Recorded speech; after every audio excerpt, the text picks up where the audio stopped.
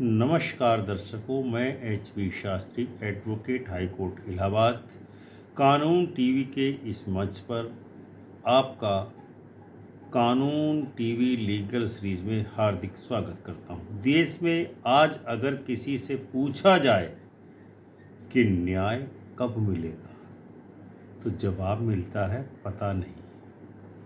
न्यायालय में फैसला आ भी जाए तो उसे लागू करवाने में साल दर साल लग जाते हैं, और यही वो स्थिति है जिसने सुप्रीम कोर्ट को इस मसले पर झकझोर कर रख दिया है।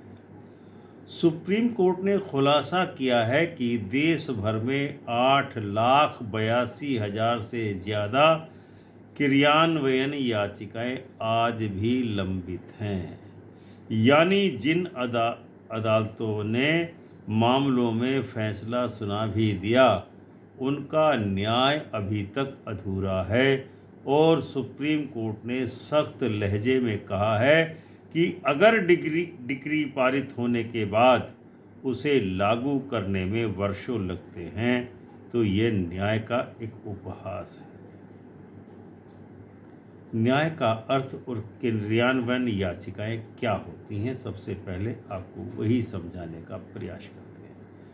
किसी भी देश में न्याय तभी पूरा होता है जब न्यायिक आदेश का पालन भी उतनी ही गंभीरता से किया जाए जितनी गंभीरता से एवं त्वरितता से फैसला सुनाया गया हो। फैसलों का क्रियान्वयन यानी एग्जीक्यूशन पिटीशन, जिसे छोटे न्यायालयों में, जिला न्यायालयों में इजराय भी कहते हैं, वह प्रक्रिया होती है जिसके जरिए किसी आदेश, डिक्री या निर्णय को वास्तविकता में उतारा जाता है। मान लीजिए कि एक व्यक्ति ने अपनी संपत्ति का मुकदमा जीता। कोर्ट ने फैसला उसके पक्ष में दिया, लेकिन प्रतिपक्षी व्यक्ति ने जमीन खाली नहीं की, तो डिक्री होल्डर या विजेता उस डिक्री का क्रियान्वयन कराने के लिए एग्जीक्यूशन या इजराय याचिका दाखिल कर सकता है अदालत में, ताकि कोर्ट के आदेश का पालन समुचित रूप से कराया जा सके। लेकिन यही प्रक्रिया जब वर्षों तक लटकी रहे, तो न्याय का अर्थ ही समाप्त हो जाता है। सुप्रीम कोर्ट ने इसी बात पर अपनी गहरी चिंता व्यक्त की है, जो माननीय सर्वोच्च न्यायालय की संवेदनशीलता को दर्शाता है। सुप्रीम कोर्ट के सामने उजागर हुआ चौंकाने वाला डाटा। 6 मार्च 2025 के आदेश के बावजूद सुप्रीम कोर्ट ने पूरे देश की सभी हाई कोर्ट से इस संबंध में डाटा मांगा था। उस डेटा ने पूरे न्यायिक तंत्र की हकीकत उजागर कर दी है। लंबित क्रियान्वयन याचिकाओं की संख्या, बॉम्बे हाई कोर्ट के अधीन जिला अदालतें 3.41 लाख याचिकाएं पेंडिंग हैं। मद्रास हाई कोर्ट में 86.148 इजराय पेंडिंग है। केरल हाई कोर्ट में 82,997 इजराय बाकी हैं, पेंडिंग हैं। आंध्र प्रदेश हाई कोर्ट में 68,137 याचिकाएं हैं जो पेंडिंग हैं क्रियान्वयन के लिए, और बाकी राज्यों में भी आंकड़े हजारों से लेकर लाखों तक में हैं। कुल मिलाकर देश भर में इस समय 8,82,578 ऐसी याचिकाएं हैं जिनमें लोगों को फैसला तो मिल चुका है उनके पक्ष में, लेकिन आज तक फैसले का क्रियान्वयन या एग्जीक्यूशन या इजराय नहीं हुआ है। अदालत ने कड़ा संदेश माननीय सर्वोच्च न्यायालय ने दिया है। इस संबंध में जस्टिस जे.बी. पारदीवाला और जस्टिस पंकज मित्तल की खंडपीठ ने स्पष्ट कहा है कि जब किसी मुकदमे का निर्णय आ जाता है, तब उसके क्रियान्वयन में देरी का न्याय का मजाक उड़ाना होता है। एक ऐसे देश में जहां न्यायालयों की विश्वसनीयता से भरोसा उठने की संभावना बन जाती है, या न्यायालयों पर लोगों की विश्वसनीयता और भरोसा कायम है, वहां इस प्रकार की स्थितियां उत्पन्न होना अस्वीकार्य है। सुप्रीम कोर्ट ने कहा है कि यह केवल प्रशासनिक देरी नहीं, बल्कि यह संवैधानिक जिम्मेदारी में विफलता मानी जाएगी। अदालत ने कहा कि अगर डिक्री केवल कागज पर ही रह गई तो न्याय केवल किताबों में ही दबा रह जाएगा, जनता के जीवन में कभी नहीं आ पाएगा।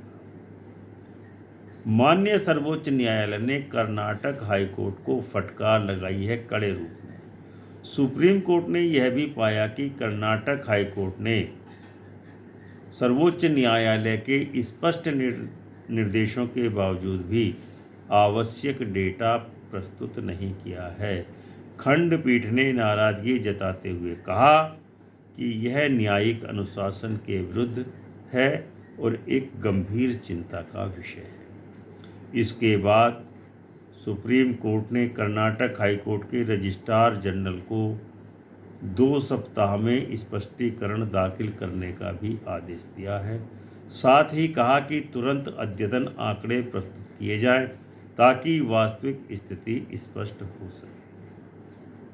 सुप्रीम कोर्ट ने अपने आदेश में कहा है कि सभी हाई कोर्ट अपने अधीन आने वाली जिला न्यायपालिका के साथ समन्वय करें और सुनिश्चित करें कि प्रत्येक क्रियान्वयन याचिका 6 महीने के भीतर निपटाई जाए। इसीलिए एक मॉनिटरिंग तंत्र या मॉनिटरिंग मैकेनिज्म विकसित किया जाए ताकि यह देखा जा सके कि कौन सी क्रियान्वयन याचिकाएं समय सीमा से बाहर जा रही हैं। हर 3 महीने में इस संबंध में एक रिपोर्ट न्यायालय के समक्ष प्रस्तुत की जाए। साथ ही अदालत ने अगली समीक्षा के लिए 10 अप्रैल 2026 की तिथि तय की है। उस समय सभी हाईकोर्ट को ताज़ा डेटा के साथ जवाब देना होगा सर्वोच्च न्यायालय।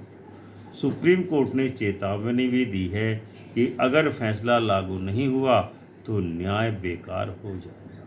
सुप्रीम कोर्ट ने कहा है कि डिक्री पारित होने के बाद यदि उसे क्रियान्वित करने में वर्षों लग जाएं, तो यह न्याय का उपहास है।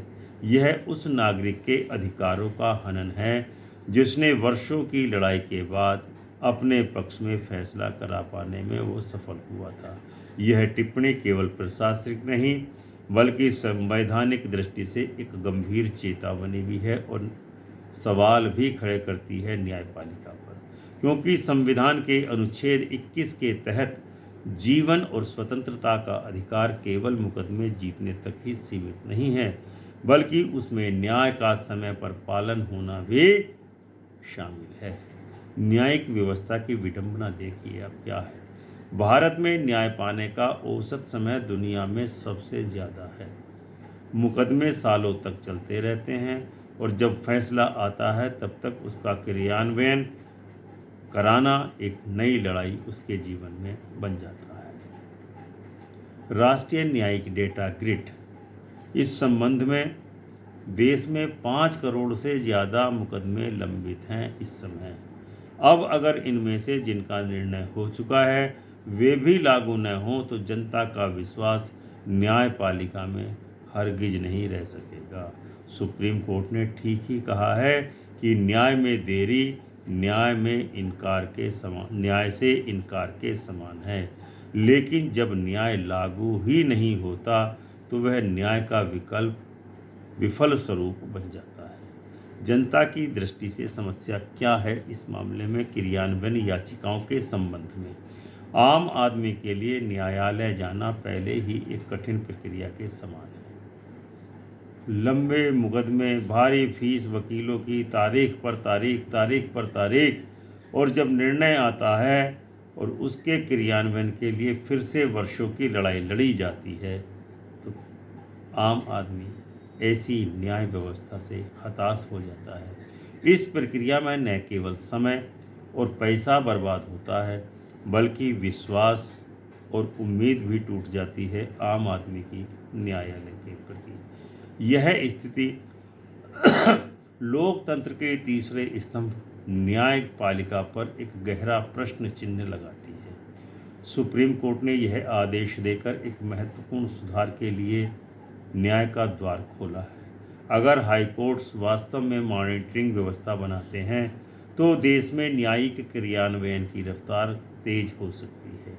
इसलिए जरूरी है कि जिला स्तर पर समर्पित एग्जीक्यूशन बेंचेज बनाए जाएं। हर जिले में क्रियान्वयन मामलों की ट्रैकिंग सिस्टम शुरू किया जाए। डिजिटल मॉनिटरिंग पोर्टल बने जो हाई कोर्ट से जुड़ा हो।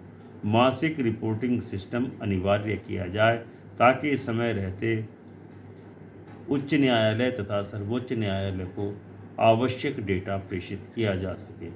केवल तभी यह सपना पूरा होगा जो संविधान निर्माताओं ने देखा था कि हर व्यक्ति को, हर नागरिक को, हर मनुष्य को समय पर न्याय मिले। 10 अप्रैल 2026 को यह मामला फिर से सुप्रीम कोर्ट में सुनवाई के लिए रखा गया है। तो देश देखेगा कि क्या वाकई हमारे हाई कोर्ट्स ने इस दिशा में कुछ कदम उठाए हैं या नहीं। अगर नहीं तो यह केवल न्यायपालिका के भीतर की विफलता नहीं होगी, बल्कि यह जनता के अधिकारों की हत्या मानी जाएगी। भारत की न्यायिक व्यवस्था को आत्मनिरीक्षण करने की आवश्यकता है, क्योंकि न्याय केवल आदेश नहीं बल्कि उसका पालन ही न्याय की आत्मा है। सुप्रीम कोर्ट ने जो कहा है वह हर नागरिक के लिए एक चेतावनी है कि अगर निर्णय लागू न हो तो न्याय केवल एक भ्रम या मृगमरीचिका ही साबित होगा। दोस्तों, यह मामला सिर्फ अदालतों का नहीं बल्कि हमारे पूरे लोकतंत्र की आत्मा का सवाल है। अगर आप चाहते हैं कि न्याय में देरी अन्याय है तो इस वीडियो को लाइक एवं शेयर जरूर करें ताकि यह संदेश हर नागरिक, हर न्यायाधीश तक पहुंच सके। चैनल को कानून टीवी को सब्सक्राइब करें और बेल आइकन का बटन दबाकर ऑल का ऑप्शन अवश्य चुनें। मिलते हैं अगले वीडियो में किसी नए आदेश का विश्लेषण करने के लिए। तब तक के लिए जय हिंद, जय भारत, जय संविधान।